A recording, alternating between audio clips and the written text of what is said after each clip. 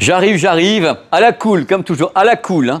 Bonjour, bonjour, et bienvenue sur ma chaîne YouTube PPWorld. Je suis super content de vous accueillir pour le vlog numéro 2 consacré au CES de Las Vegas, au pré-CES de Las Vegas, puisque LG a déjà balancé toutes les infos, comme ça, comme un bienheureux. Donc, vous avez déjà eu un premier vlog avec les téléviseurs LG. Donc, vous avez eu les B4, C4, G4, M4, bref, la totale. Et maintenant, arrivent les barres de son. Il faut savoir que LG va lancer beaucoup de barres de son en 2024. Et on a choisi 3 modèles qui avaient l'air intéressants, parce qu'en effet, ces 3 modèles cadrent avec des gammes de téléviseurs LG. Ce sont les modèles S70TY, SG10TY et S95TR. Voilà, c'est les 3 modèles intéressants. Il faut savoir que le point commun de ces 3 bestioles, elles sont compatibles Dolby Atmos ainsi que DTS:X. Alors justement, là, stop, parce que je vais me lancer une petite explication que je trouve importante dans cette vidéo, parce qu'on parle de LG, on parle de son, de barres de son, d'écosystème. Il est temps pour moi de prendre un petit peu de temps pour vous expliquer ce qu'est WOW Orchestra et surtout WOWcast. Ce sont 2 choses différentes. On trouve des téléviseurs compatibles, des barres de son qui ne le sont pas. Bref, c'est le bazar le plus complet et surtout entre les gammes 2023 et 2024. Alors donc, WOW Orchestra, c'est quoi? On en avait parlé au CES l'année dernière. C'est une façon pour le téléviseur de parler avec la barre de son. C'est un début de symbiose. Il y en a un qui va piloter l'autre, lui parler. Avec le menu de la télé, donc le AI Sound, on peut piloter certaines fonctions de la barre de son. Ça, c'est valable uniquement, bien sûr, pour les téléviseurs compatibles WOW Orchestra et les barres de son compatibles WOW Orchestra. Ça peut se faire via le port HDMI. Dans ce cas-là, en effet, par exemple, la télé va dire, tiens, moi, je vais mettre des effets par là, et puis je vais avoir les voix ici. Et la barre de son dit, ah, bah, tu fais ça, mais moi, je vais faire d'autres choses pour avoir un complément du son de la télé plus celui de la barre de son. Il y a d'autres marques qui le font, comme Samsung et Sony, où on mélange comme ça des barres de son avec des téléviseurs de la même marque. Il y a également WOWcast. Alors WOWcast, c'est un autre concept. Vous voyez le boîtier qui apparaît à l'écran. À la base, WOWcast, c'est un boîtier qui permet de se passer de la HDMI. C'est un boîtier sans fil, Wi-Fi, qui permet d'avoir justement du Dolby Atmos sans fil et qui permet également d'avoir un son en qualité CD ou 24 bits en sans fil. Il faut savoir qu'il y a ce boîtier, mais il y a des barres de son qui n'ont pas du tout besoin de ce boîtier. Alors je vous explique un petit peu les choses. Il y a ce qu'on appelle le WOWcast built-in. Par exemple, sur la gamme 2023, la barre de son SC9S dispose directement de la liaison WOWcast intégrée. Soyons fous, voici d'autres références de barres de son LG qui disposent directement du WOWcast intégré. S95TR, S90TY et SG10TY. À noter que ces barres de son demanderont à avoir un téléviseur LG compatible, c'est-à-dire en 2023 les QNED 80 et supérieurs, plus les OLED 2023, et pour 2024, on pense que la plupart des modèles LG qui vont être mis en vente seront compatibles WOWcast, mais c'est pas gagné. Alors en ce qui concerne nos 3 petites barres de son, les 3 petites barres de son précitées dans cette vidéo, vous suivez toujours? J'en peux plus moi. Les 3 barres de son sont toutes WOW Orchestra, c'est-à-dire qu'en effet elles peuvent parler aux téléviseurs compatibles et autres. Par contre, il faut savoir que la petite, donc la S70TY, n'est pas WOWcast. Elle, ça sera en filaire ou rien du tout. Voilà. Ah, alors il y a mieux. Attends, j'avais pas fini. Il y a mieux. Vous vous rendez compte un petit peu ce bazar extraordinaire? Moi, j'ai demandé à LG quelles sont les barres de son 2024 qui peuvent se voir ajouter des enceintes surround LG. Alors voici la réponse. SC9S. S90TY, SGTY, je vais crever, S77TY, S70TY et les références des enceintes surround que vous pouvez ajouter à ces barres de son uniquement, SPT8S. Je vais canner. Vous vous rendez compte de la complexité du truc, quoi. C'est du délire. On va revenir sur quelques détails des 3 barres de son et n'oubliez pas qu'il y a à la fin de cette vidéo quelque chose sur WebOS 24 et c'est très important parce qu'il y a des trucs qui vont vous intéresser aussi. Vous allez voir que c'est pas simple. J'en peux plus. On va commencer par parler de la petite barre S70TY qui a été conçue pour les téléviseurs QNED chez LG et pas pour les téléviseurs OLED. C'est pour les QNED au niveau du design et autres, on peut la placer comme ça. Alors grâce à un accessoire optionnel, on peut la positionner en dessous sans avoir à creuser de trous dans les murs. Donc ça va la faire flotter sous le téléviseur. Je vous montrerai à Las Vegas comment c'est. C'est un petit truc qu'on peut donc installer, assez marrant. Cette barre de son dispose de 3 haut-parleurs, dont un haut-parleur central, très important pour LG, qui mise dessus depuis maintenant des mois. Alors c'est important pour la perception des dialogues, c'est important pour la perception de l'image tridimensionnelle du son. À noter qu'on peut ajouter des enceintes arrière surround au produit. Et dans le cas où on calibre la pièce, l'ordinateur de bord, donc l'intelligence artificielle, va dire attention, j'ai des enceintes surround en plus, on va donc calibrer différemment, on va travailler différemment. Donc tout est possible. Si on veut plus, on va directement vers le modèle SG10 TY, qui celui-ci est conçu pour les téléviseurs OLED haut de gamme, conçu au niveau de son design, de son épaisseur qui ne fait que 3,5 cm. Je ne connais pas toutes les caractéristiques techniques de la barre de son SG10 TY, mais elle est plus performante que la précédente, en effet, puisqu'elle dispose déjà des circuits Wow Orchestra et Wowcast, et on peut lui ajouter des enceintes arrière surround à volonté, avec bien sûr la calibration et tout le tremblement. Ça va toujours ?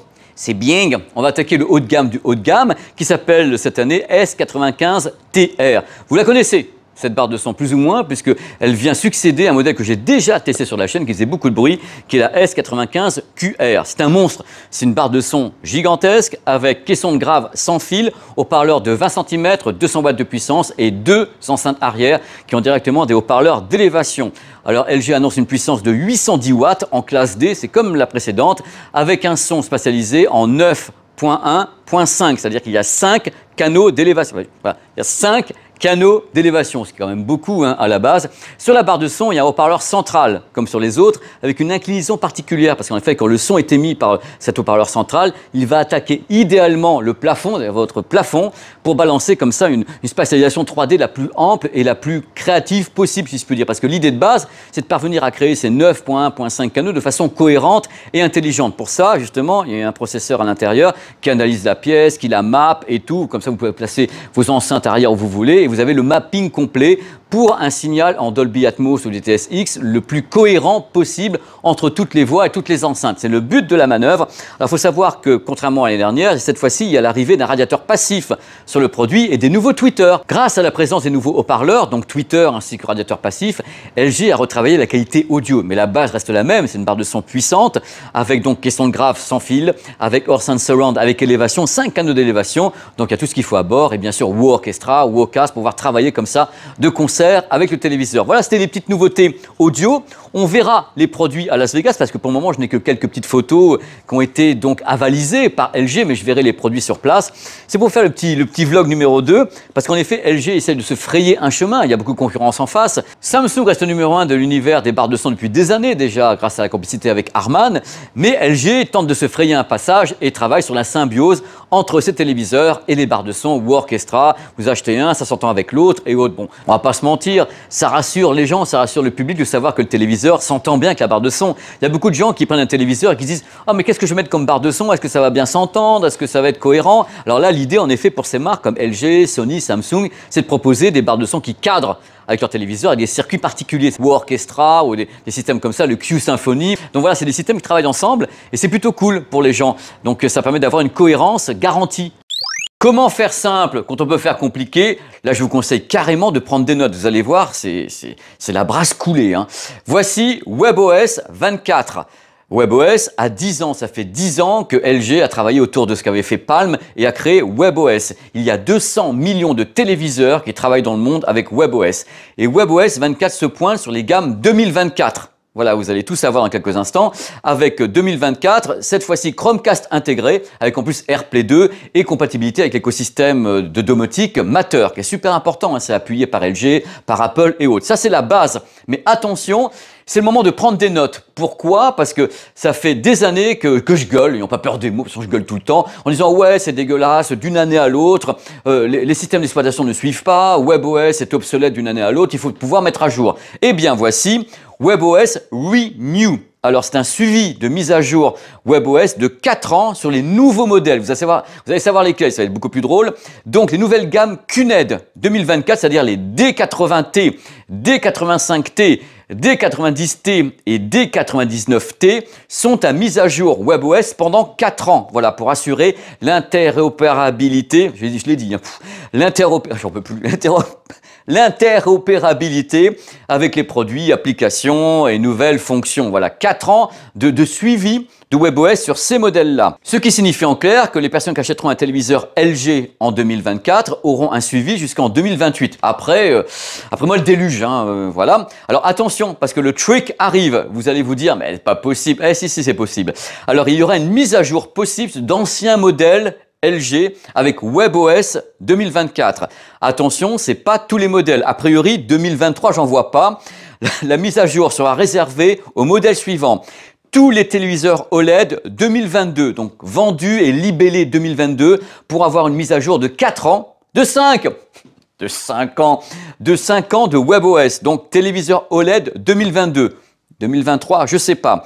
Il y a également le LG OLED Flex qui aura la mise à jour, le LG OLED Object Collection posé, vous avez les images à l'écran, ainsi que le LG QNED Mini LED 8 série QNED, donc 99-95. Pour le moment, ces produits vont avoir la mise à jour WebOS 24 et un suivi pendant 5 ans, donc de mise à jour.